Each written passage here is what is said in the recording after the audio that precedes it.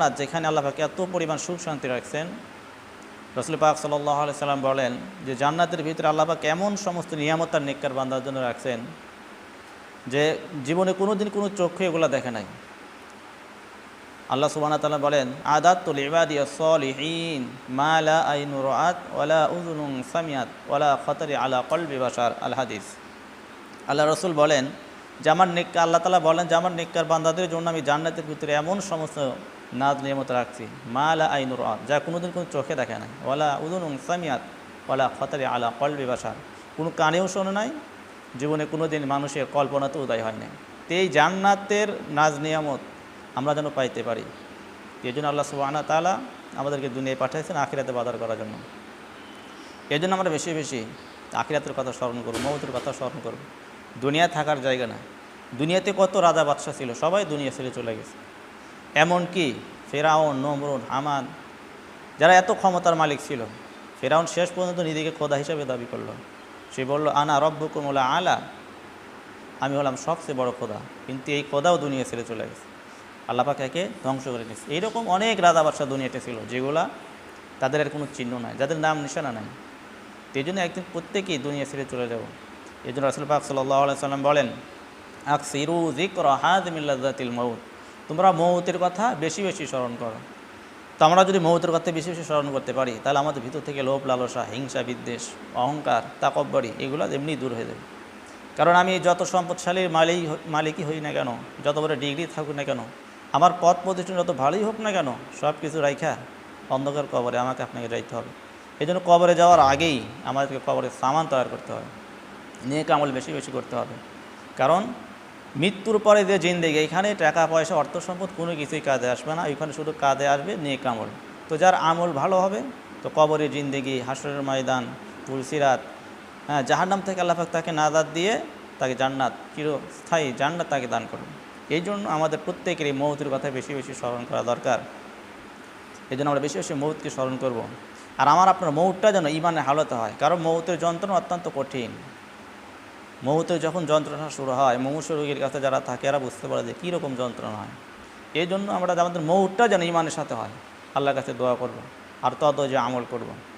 রাসূল পাক সাল্লাল্লাহু আলাইহি সাল্লাম বলেন, ইযা তুদিরুল মুমিনু আতাত মালাইকাতি রাহমাতি বিহারিরাতিন বাঈদা ফায়াকুলুনা আখরুজি রাদিয়াতাম মারদিয়া আনকি ইলা রাইহিল্লাহি রাইহান রাব্বিন গায়রি গাদবান।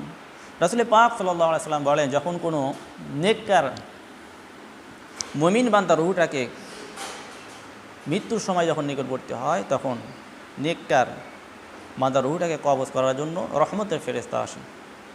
রহমাতি হারিরাতিন বাইদা, রহমতের ফেরেশতা সুগন্ধি পোশাক নিয়ে, সুগন্ধি রুমাল নিয়ে তার জানটাকে কবজ করার জন্য আসে।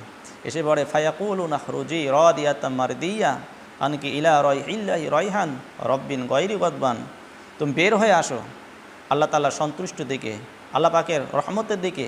তো আল্লাহ সুবহানাহু ওয়া তাআলা তোমার উপর সন্তুষ্ট আছেন। তুমি যেরকম আল্লাহর প্রতি সন্তুষ্টি ছিলে, তো আল্লাহ পাকও তোমার উপর সন্তুষ্ট আছেন। তো রুহুটা তখন আনন্দের সাথে বের হয়ে আসে।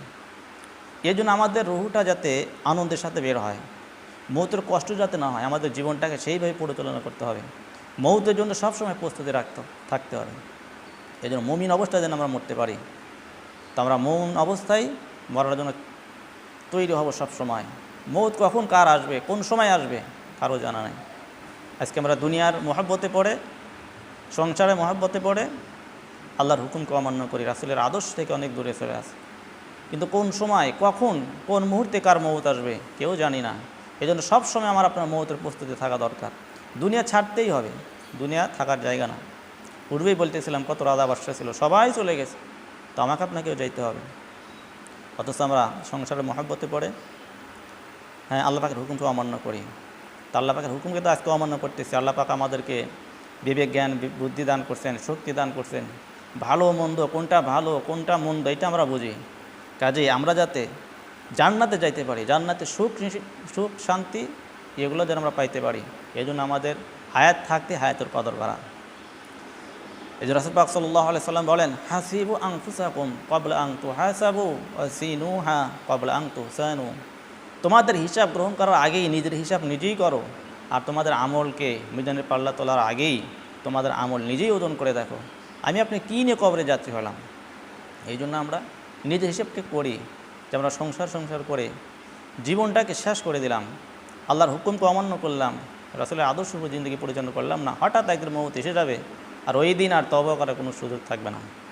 এই জন্য আমরা তওবা করি, আল্লাহর হুকুমকে পালন করি। সংসার কইরা ভবে গো করলি না বন্দেগি,